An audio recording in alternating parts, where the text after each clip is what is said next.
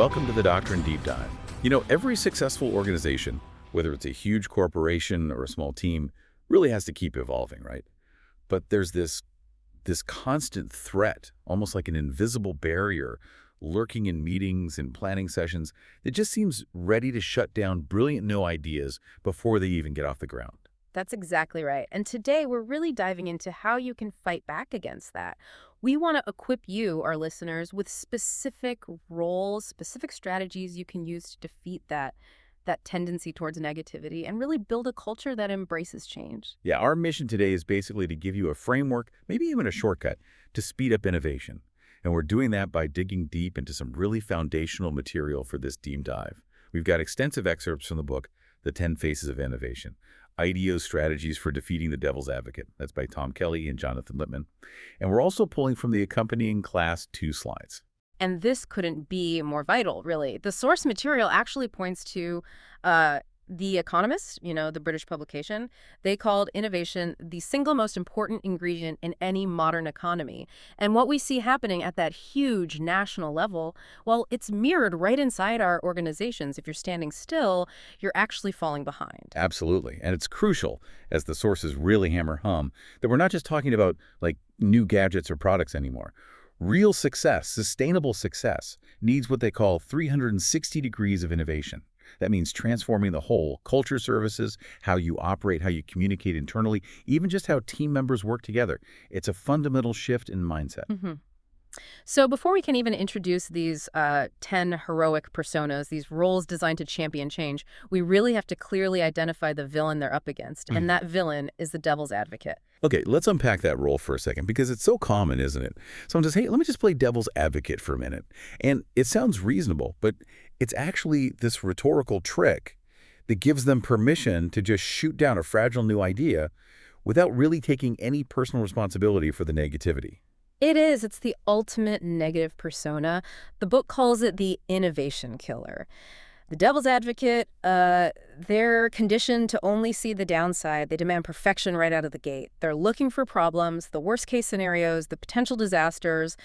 And, if you only see risk, you simply never take action. And that mindset is just toxic for growth, isn't it? Mm-hmm. It smothers ideas before they even have a chance to be explored or, prototyped. So our goal today, using these 10 innovation personas from the book, is to give you a whole new language, a set of practical roles you can actually use to broaden your team's creative thinking and, frankly, put that devil's advocate in their place. Exactly. And it's key to understand these aren't fixed personality types. They're more like masks or maybe tools that you pick up for specific situations.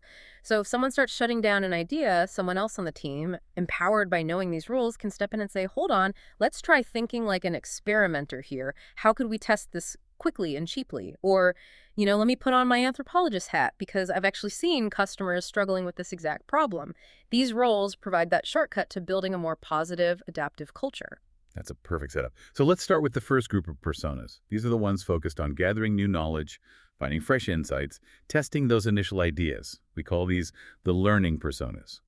Okay, first up is the ultimate field researcher, the keen observer, who brings fresh eyes to problems everyone else thinks they understand, the anthropologist. So what does an anthropologist actually do inside an organization? Well, the anthropologist is really laser-focused on bringing in new learning, new insights, by actually watching human behavior. They develop this deep, empathetic understanding of how people truly interact with products or services or even physical spaces. They're exceptionally good at reframing a problem based on what they see in the real world, not just based on spreadsheets or past reports. But doing that well, the sources emphasize, means practicing what's called the beginner's mind. That's a Zen concept, right? Yeah. Setting aside all your assumptions, your past experiences, even if you're a 20-year veteran in the field. Yeah. That sounds incredibly hard for an expert to do. Oh, it is. It's really difficult. It means consciously trying to suppress, years, maybe decades of professional knowledge and assumptions. Mm-hmm. The ultimate goal, they say, is to achieve a feeling of vujade. Now, we all know déjà vu, that feeling you've seen something before. Right. Vujade is the opposite. It's seeing something you've looked at hundreds, maybe thousands of times, but suddenly experiencing it as if it's the very first time. And that allows these completely new insights to just flood in. That's a fascinating mental trick. It's like, imagine a wildlife researcher watching an animal they've studied for ages, and then one day they finally notice some tiny behavior they always missed because they were only seeing what they expected to see. Precisely. Like Jane Goodall noticing chimps using tools. That behavior was probably happening all along, but the established thinking at the time had sort of overlooked or dismissed it. The anthropologist trains themselves to see what's really there. And their methods are intensely focused on people, rejecting the sort of idealized answers we give about ourselves. The book mentions Patrice Martin, a human factors expert who understood that life isn't typical. If you ask a general question like, what's your typical diet, people subconsciously give you the answer they wish were true, not the reality. Right. So instead, she uses these authenticity checks. She might ask, okay, what did you eat this morning and yesterday morning? Or she might even ask, see what's in their kitchen trash can. It forces a kind of realness in the moment. And the data you get is richer, it's more accurate, and frankly, more human because it bypasses that internal filter we all have. Wow. And we see the power of this deep dive, this immersion, and that story about hospital design. An IDEO team member, Roshi Gravici, wanted to improve the patient experience in a hospital room. She knew just asking patients wouldn't get to the core issues they'd complain about the food or the Wi-Fi maybe. So she decided to use deep passive observation. She set up a video camera, right? And ran a time-lapse recording for 48 hours straight, capturing just a few seconds every minute. And crucially, she stayed in the room herself for that entire time. And the result? A 5-minute time-lapse video that was apparently just devastating to watch. It showed the constant interruptions, lights going on and off, doors opening, monitors beeping, staff rushing in and out. It just proved visually how impossible it was for a patient to get any real rest. Yeah, and that visual proof, that visceral feeling of the chaos, it did more than stacks of survey data ever could. The client, the hospital administrators, they could literally feel the patient's experience. It instantly showed them why they needed to completely rethink patient flow and how the rooms were laid out. And sometimes the anthropologist finds these really small, overlooked human moments that lead to surprisingly simple innovations. The sources mention that example from a train station in Warsaw. Right, these budding anthropologists were just watching passengers on the platform, and they noticed this subtle pattern. People would look at their watches, then glance over at the soda kiosk, then immediately look back down the track for their train. You could almost feel the tension. Do I have time to grab a drink before my train leaves? And the solution was so simple but brilliant. They prototyped these new soft frank displays that had huge clocks built right into them, so passengers could see the time and the drinks in the same glance. Apparently, sales jumped immediately because that little clock just reassured people they had enough time. That's the anthropologist spotting the friction and removing it. And one last thing the anthropologist does is provide this glimpse into the future. The sources suggest looking at teenagers, for instance, to see what markets might look like tomorrow. Think about it. Blogging, online gaming, instant messaging, even MP3 sharing. These were all things teenagers were doing way before they became mainstream for adults. That makes sense. And this idea of looking for unmet needs extends to different generations interacting. There was research mentioned about grandparents and grandkids making waffles together. Turns out both groups struggled with bulky ingredients and complicated steps. Yeah, and that observation led to ideas for things like a foolproof egg breaker or easier to handle packaging for mixes. It highlighted a potentially huge market opportunity that wasn't being served. So the anthropologist isn't just fixing today's problems, they're charting the course for tomorrow by watching real behavior. Okay, that flows really well from observing to actually doing something. So the second learning persona is the experimenter. This is the role that's all about prototyping new ideas constantly, learning through enlightened trial and error, right? Taking calculated risks, iterating quickly. Exactly. The core philosophy here, the sort of mantra for the experimenter, is fail often to succeed sooner. It's all about rapid experimentation. The goal isn't just testing an idea before you implement. The testing is the implementation process, in a way. You learn by doing, by building. But that requires a huge cultural shift, doesn't it? Especially in how we react to early ideas. When someone shows you a really rough prototype, maybe it's literally just cardboard and tape managers' clients, everyone needs to learn how to squint, as the book says. You have to ignore the rough edges and focus on the potential behind the idea. Absolutely. Because if the culture makes fun of rough ideas or shoots them down immediately, people will just hide their work until it's perfectly polished. And that slows everything down dramatically.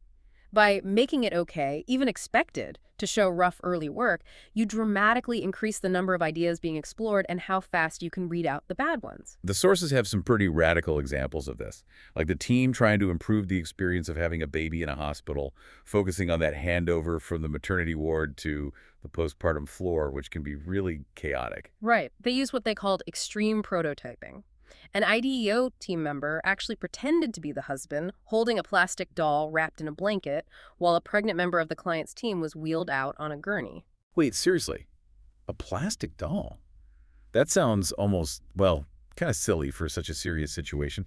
How did they avoid, insulting the hospital staff or making the client feel like they weren't taking it seriously? That's where the cultural piece comes in. The experimenter makes it safe to be a little bit absurd in the service of learning. The point wasn't a perfect simulation. It was about generating raw, emotional insight.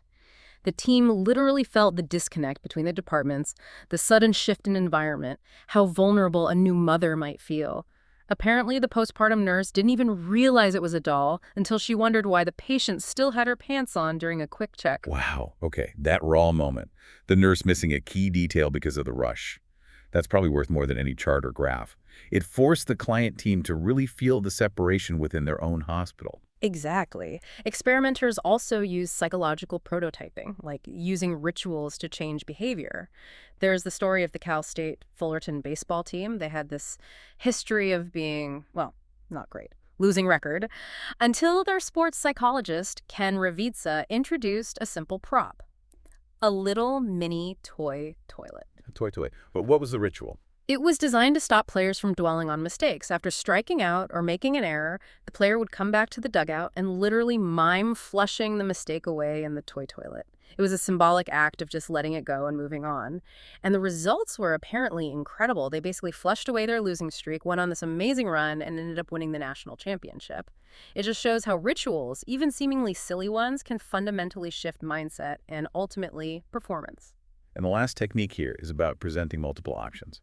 If you only show your boss or your client one single idea, the feedback gets tricky, right? They might hold back because they don't want to hurt your feelings or crush your baby. But if you show them, say, 7 rough sketches for a new dress design, as the analogy goes, the client feels much freer to say, well, I don't like this one or that one, but this one has potential.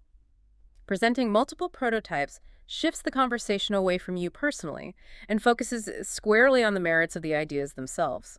It encourages much more honest feedback. Okay, so observation, experimentation. That leads us to the third learning persona, the cross-pollinator. This is the person who sparks innovation by mashing up ideas from totally different fields. They see a solution over here and think, could that work over there? Exactly. And the history of invention is just full of these examples. The keyboard layout on early typewriters, that was directly borrowed from pianos. Or reinforced concrete. We use it for massive dams and buildings now, but it started with a French gardener using it to make stronger flower pots. Right, even the Frisbee. That started because college kids were tossing around empty pie tins from the Frisbee Baking Company. The cross-pollinator sees a connection where others don't and asks, how can we adapt this existing solution? And crucially, organizations need to actively encourage this. It's not just about waiting for lucky accidents.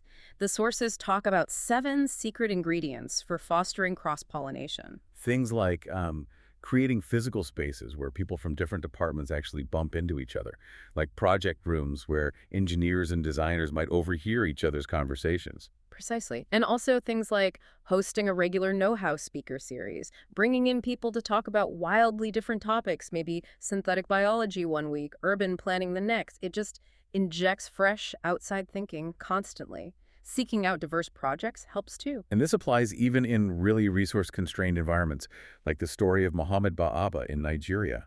He was dealing with a massive problem of food spoiling in the heat because there was no electricity for refrigeration. So he looked backwards, really. He cross-pollinated traditional pottery techniques with a basic scientific principle. He put one clay pot inside a larger one, filled the gap with wet sand, and put a lid on it. As the water in the sand evaporated from the outer pot, it naturally cooled the inner pot. Wow, a non-electric fridge. Essentially, yeah. A clay fridge that cost almost nothing, maybe 30 cents, used zero energy, and dramatically extended how long vegetables would last. It's a perfect example of scarcity driving innovation using a known principle, evaporation cooling, in a novel way to solve a critical need. We see that use of constraints elsewhere too, like Amy Smith's program at the Massachusetts Institute of Technology. She challenged students to innovate solutions but gave them a budget of only $2 a day for a week. And those tight constraints forced incredible creativity. They came up with things like low-cost kits for removing landmines or fuel made from leftover sugarcane waste. By setting strict limits, you force the cross-pollinator mindset to look for answers in really unexpected corners. And sometimes the cross-pollination happens across cultures. The Japanese retailer Mujirushi Ryohin built a billion-dollar global brand based on an idea they imported from America. Yeah, Muji translates roughly to no brand, good stuff. The idea apparently came when a designer saw simple, unbranded, generic products with stark black and white labels in a U.S. supermarket back in the 70s. And in the U.S., that generic look meant cheap, low quality. But they took that core concept, the simplicity, the lack of branding, and translated it into this sophisticated, minimalist Japanese aesthetic using natural materials and colors. They completely transformed the meaning by putting it in a new cultural context. And we can't talk about cross-pollinators without mentioning Dick Fosbury, the high jumper. His Fosbury flop jumping backward over the bar looked absolutely bizarre when he first started doing it in the 60s. It went against everything. The standard method was to sort of roll over the bar face down. His way looked awkward, totally counterintuitive. But he kept experimenting, refining it, and it turned out to be biomechanically superior. It allowed a faster approach, less slowing down, and it meant his center of gravity didn't have to go as high. He won Olympic gold with it, and pretty soon, every top high jumper was using the weird style. It just shows that breakthroughs often come from unexpected places, sometimes by borrowing a movement or an approach from somewhere else entirely. Okay, so those three learning personas, anthropologist, experimenter, cross-pollinator, they really get the idea generation going. They find the insights, test them out, connect disparate concepts. Now we need to shift gears to the roles that actually get things done within the organization. These are the organizing personas. First up in this group is the hurdler. This sounds like someone who's just incredibly persistent. The person who finds ways over, under, or around all the obstacles and roadblocks that organizations inevitably throw up against new ideas. That's exactly it. The hurdler understands that sometimes the biggest enemy of innovation isn't a lack of ideas, it's the bureaucracy, the official rules, the approval processes, the purchasing policies. They become masters at, well, navigating that system, sometimes by working underneath the radar or finding clever workarounds. The book mentions 3M as having a history of these internal innovators. Richard Drew, the guy who invented both masking tape and Scotch tape, his initial idea for tape was rejected. He needed money for equipment to make a test batch, but he couldn't get the purchase authorized. Right. Standard procedure would be to give up or wait months. But Drew didn't. He figured out that purchase orders under $100 didn't need the same level of high-level approval, so he just submitted a whole series of $99 purchase orders to get the equipment he needed. He basically exploited a loophole in the system. That's brilliant. It's like bureaucratic judo, using the system's own rules against itself. And obviously, his persistence paid off massively for 3M in the long run. We see the same kind of cleverness in the digital age, too. Like Diego Rodriguez at Intuit, he strongly believed customers needed a blog for QuickBooks, but the official marketing team said no, it wasn't a priority. And the cost was tiny, right? Like $13 a month for hosting. Yeah. But ironically, it was too small to easily get approved through the corporate channels. It would have taken ages just to get $13 signed off. Exactly. So what did he do? He asked a supportive executive to just put the $13 on their personal credit card. He launched the blog himself over a weekend, got a link put up on the main website. By the time the official marketing folks even realized what was happening, the blog was already popular and successful. He hurdled the authorization problem by simply bypassing it and proving the value first. And that Apple graphing calculator story is another classic beneath-the-radar example. Rana Vitzer and Greg Robbins had their project officially canceled, but they believed in it. So they basically became squatters. They kept working on the software in an empty office, apparently sneaking in by following actual employees through the doors, all without any budget or official sanction, just pure belief and persistence. That takes some serious guts. And again, it paid off eventually when the calculator shipped on millions of Macs. Yeah. The hurdler often has to be pretty defiant, it seems. They do. And sometimes the hurdle isn't internal bureaucracy, it's a huge external challenge. Like Richard Branson during the recession in the early 90s, Virgin Airlines needed an upgrade, specifically seat-back video screens, but he couldn't get the $10 million financed because of the economic downturn. So instead of just giving up on that improved customer experience, he turned the recession into leverage. He went to Boeing and Airbus, who were desperate for orders because nobody else was buying planes. He negotiated to buy 10 new aircraft, but basically said, and you need to throw in the video systems as part of the deal. He used the massive hurdle of the recession to actually get the innovation he wanted. That's turning a negative into a positive. Yeah. We also saw Lexus do that. Shortly after they launched, they had a potential issue that might have required a recall. Instead of trying to hide it, they flipped it completely. Yeah, they did something unprecedented for the time. They sent technicians directly to the owners' homes or offices to fix the cars on the spot. And while they were there, they'd wash and detail the car too. This house call strategy turned a potential disaster into this incredible story of customer service, building massive brand loyalty and vaulting them to the top in customer satisfaction ratings. And the most extreme hurdling example might be Cargill in Zimbabwe. They faced this economic crisis where there literally wasn't enough local currency available to pay the cotton farmers for their crops. The whole supply chain was at risk. It was a massive systemic hurdle. So Cargill did something extraordinary. They printed their own money, well, technically fixed denomination bearer checks backed by Cargill's name and reputation. These checks started circulating as a kind of de facto local currency, allowing them to pay the farmers, keeping the cotton flowing, and stabilizing things locally. A hurdler finds a way, even if it's radical. Okay, from the persistent individual, we move to the team player, the collaborator. This is the persona who brings diverse groups together, often leading from the middle, breaking down silos to create new solutions. They value the team's success over their own individual glory. Right. The collaborator gets that innovation is a group effort, but they pay special attention to the handoffs between different groups or stages. The book uses the analogy of a relay race. A relay race is often won or lost in those moments when the baton is passed. Yeah, like in the 4x100-meter relay, the total time is way faster than just adding up the four runners' best individual times, because the runner receiving the baton starts accelerating before they even get it. It's all about that synchronized high-speed exchange. We need to design our organizational handoffs like that. If there's friction or a delay, like that famous example of the German runner dropping the baton in the 1936 Olympics, the whole effort can fail, even if the individual parts were strong. The collaborator works to make those transitions smooth and seamless. And they practice what the book calls radical collaboration, sometimes even breaking down the walls between companies, like Kraft Foods and the supermarket chain Safeway. Normally, you'd expect a kind of adversarial relationship there, vendor versus retailer. But they decided to collaborate deeply on logistics. They jointly prototyped this idea called cross-docking.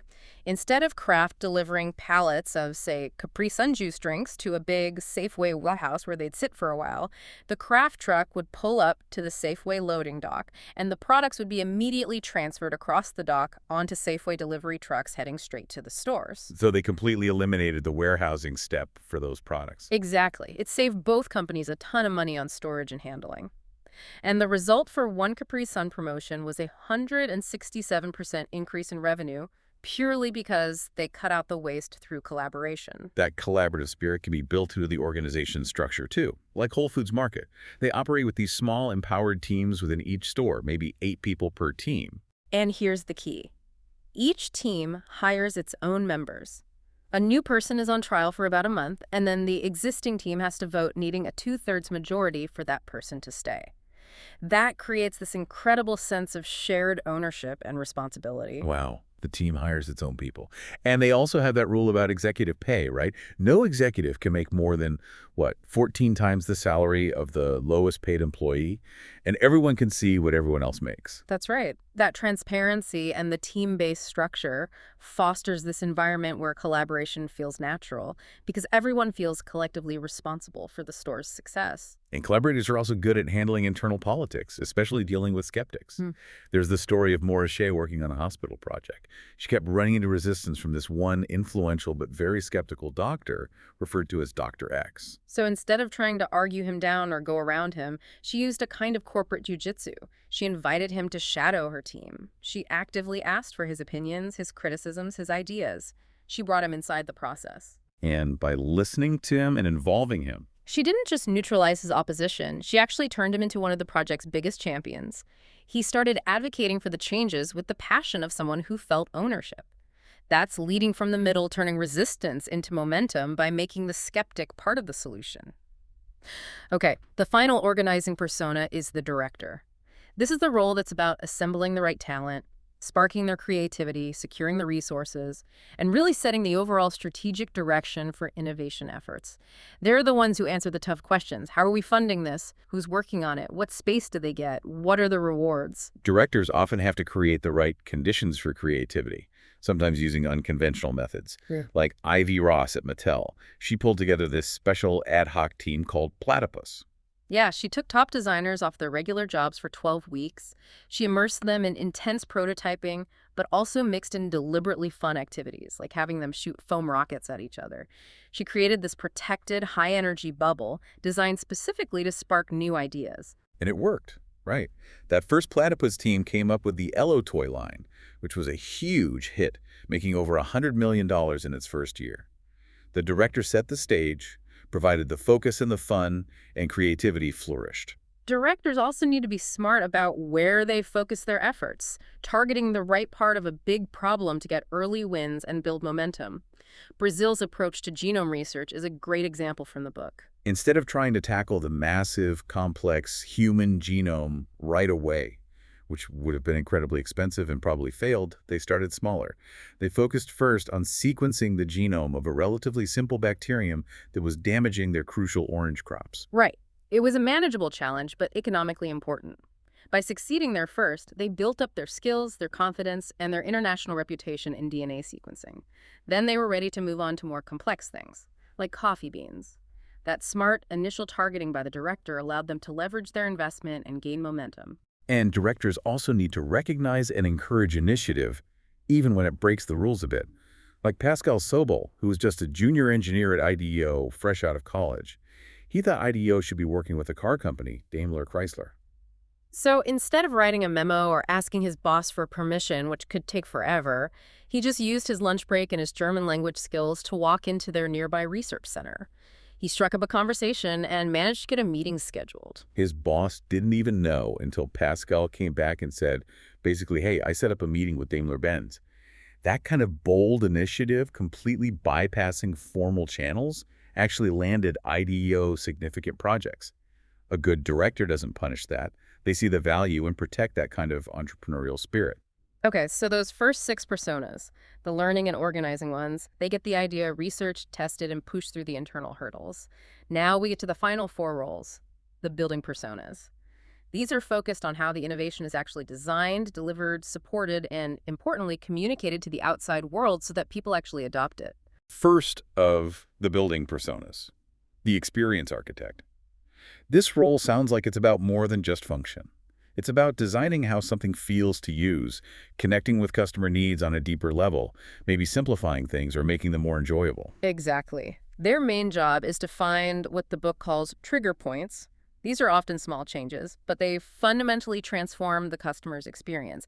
This is especially critical if you're trying to make a commodity product stand out. Like the example of premixed antifreeze. Antifreeze itself is just a chemical, right? You'd usually have to buy it concentrated and mix it with water yourself. But one company started selling it already mixed. And by doing that, they essentially found a way to charge, maybe $3.50 extra just for adding half a gallon of water. Why? Because they solved a hassle for the customer. No measuring, no potential spills, just convenience. The experience architects simplified the task and created a premium experience out of a basic commodity. We see a similar focus, but maybe elevating rather than simplifying, with the Westin Heavenly Bed. Westin realized that the absolute core of the hotel experience is sleep quality. So they invested massively in making just that one element, the bed, the sheets, the pillows, noticeably undeniable superior. And the idea is that this incredibly positive experience with the bed can actually make guests overlook other minor flaws in the hotel. People started choosing Westin because of the bed.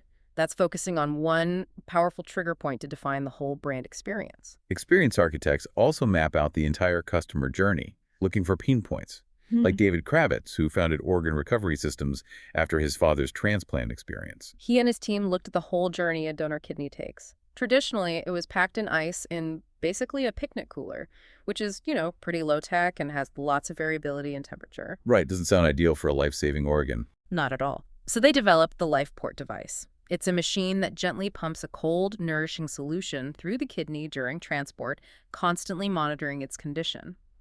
This innovation nearly doubled the time the kidney could be safely stored, dramatically increasing its viability, saving lives, and actually saving the healthcare system money in the long run by improving transplant success rates. They re-architected the kidney's journey. And experienced architects also tap into changing consumer values, like the trend the book calls merit badging, where people increasingly value collecting experiences more than collecting Oh, things. like the Crowded Candlestick bin. Huh. That was given to baseball fans who endured extra-inning night games at the old, notoriously cold and windy Candlestick Park in San Francisco. Exactly. Wearing that pin wasn't about the pin itself. It was a badge of honor, proof that you'd survived this shared, somewhat miserable but memorable experience. It shows how authenticity and shared experiences can build incredibly strong connections, stronger sometimes than just owning the latest gadget. Okay, next is the set designer. This persona focuses on the physical environment. They create the stage where innovation teams can do their best work, recognizing that the office space itself can be a powerful tool to shape behavior and attitudes. So this is about workplace design, making spaces more collaborative or inspiring, like the examples from IDEO hanging an old DC-3 airplane wing from the ceiling, or redesigning the chief financial officer's office to look like an English pub. Precisely. It's not just about making things look cool, it's about sending signals. The wing says, think expansively. The pub says, even finance can be creative and approachable. The sources call space the X factor, that intangible thing that can really shift an organization's energy. There was that example from UC Irvine, the university. The designers noticed students naturally gathered in hallways after class to chat and discuss things. So instead of ignoring that or trying to stop it, they leaned into it. They designed these almost rooms, little alcoves, right off the main hallways with no doors, but equipped with whiteboards and power outlets. They turned those dead hallway spaces into active, informal collaboration hubs, simply by designing the set to support the behavior they observed. And the most striking example of the set designer's impact might be the Cleveland Indians baseball team. Mm-hmm. They were famously bad for decades, the bad news bears of baseball. Right. Played in this huge, cavernous, often empty old stadium. But then in 1994, with mostly the same players and manager, they moved into a brand new ballpark, Jacobs Field, the Jake. It was smaller, more intimate, designed for baseball. And the change was immediate, wasn't it? They went from being perennial losers to winning the pennant. The new stadium, the new set, acted as this massive catalyst. It seemed to unlock something in the team, in the fans, even in the city itself. It shows how profoundly a fresh stage can impact performance and morale. Mm-hmm. Then we have the third building persona, the caregiver. This role is about customer service, but taking it way beyond just being polite. It's about delivering care with deep empathy and real competence, especially when customers are feeling stressed or vulnerable. Caregivers seem to understand that reducing anxiety is a huge part of good service. Like at that SSM DePaul Health Center emergency room, patients were stressed partly because they just didn't know what was happening or what came next. So the team created a simple map, just a clear visual guide outlining the 7 main steps of a typical emergency visit, when you'd see the triage nurse, when the doctor would likely make a decision, etc. They didn't change the medical care itself, but just by explaining the process, they significantly reduced patient anxiety and boosted satisfaction scores. Transparency became a form of care. And they're often great mentors too, adapting how they teach. Like Juan Bruce, the race car driving coach mentioned in the book, who used to work at IDEO. His motto for clients is slow hands, fast car. Right. And he's known for learning without visibly teaching. He customizes his style for each client, understanding they often want a partner or a coach, not just a teacher talking down to them. He matches his expertise to their emotional state, helping them learn faster because they feel supported, not judged. A big part of the caregiver role seems to be managing how long things feel like they're taking, overcoming what the book calls the doorbell effect.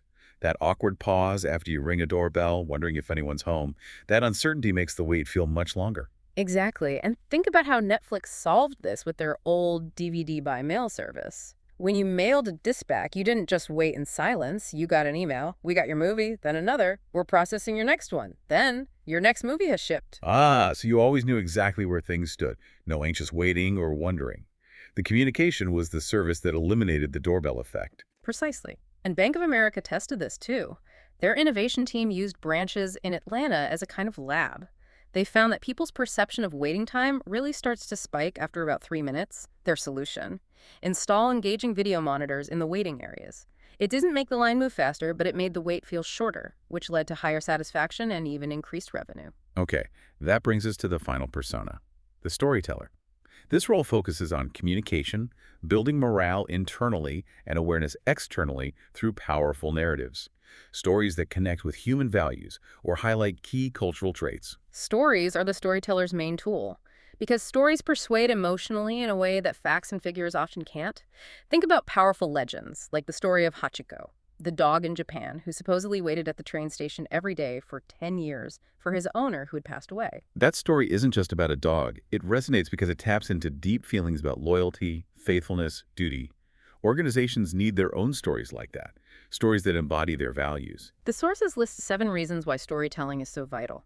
One key reason is credibility. When someone shares a first-hand story from their field research, like Roshik Veshi sharing the hospital time-lapse video, it carries immense weight. The storyteller becomes the expert on their own experience. Another point was about bonding teams, right? Using stories to create shared emotion, like Yeah. maybe starting a project on healthcare by having everyone share personal stories about really good or really bad service experiences they've had. Exactly. Those kinds of sessions where people might laugh or even cry together, they create instant bonds. They make the project feel less like abstract goals and more like a shared human mission. It aligns everyone emotionally around why the work matters. And stories create heroes. Instead of designing for some abstract demographic like Segment 3B, teams often create a composite character, maybe they call her Lisa, who represents the user they're trying to help. Giving the project a human face, a hero to design for, is incredibly motivating. And modern storytellers use whatever medium fits the message. One team working on car concepts for young women realized a standard report would feel dull, so instead they created a short animated video showing a woman's journey through buying and using a car. It made the research findings engaging, memorable, and much more actionable. Okay, wow, that's all 10 roles. Anthropologist, experimenter, cross-pollinator for learning, hurdler, collaborator, director for organizing, and experience architect, set designer, caregiver, and storyteller for building and delivering. Now, how do these specific roles connect back to the bigger picture of how change actually happens and spreads in an organization or a market?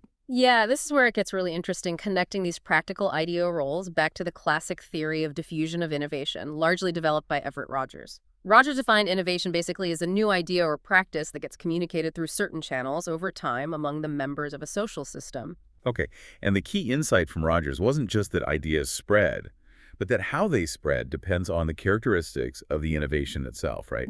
He identified 5 key attributes. That's right. The speed and extent of adoption hinge on these 5 attributes. And Yeah. what's fascinating, when you look back at the 10 personas we just discussed, is how perfectly they align with optimizing these 5 attributes. It's almost like the personas are designed specifically to make diffusion happen more effectively. Interesting. Okay, let's walk through those 5 attributes and see the connections. What's the first one? The first is relative advantage. This is simply how much better the innovation is perceived to be compared to whatever it's replacing. Is it faster, cheaper, more effective, more convenient? If there's no clear advantage, people won't bother switching.